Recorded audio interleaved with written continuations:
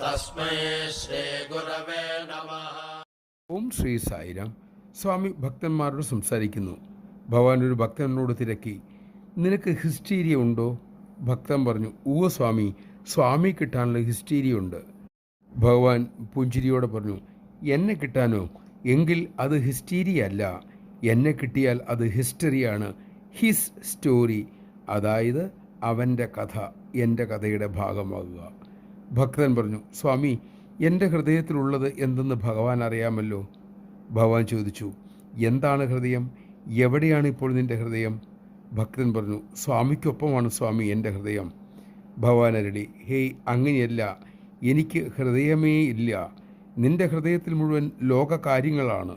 അതുകൊണ്ടാണ് നിനക്ക് ധാരാളം പ്രശ്നങ്ങൾ ഉള്ളതും. അതെല്ലാം എടുത്തു കളയൂ, എല്ലാം എനിക്ക് സമർപ്പിക്കൂ, ഞാൻ എല്ലാം സംരക്ഷിച്ചു കൊള്ളാം. ജയ് സായിരാം.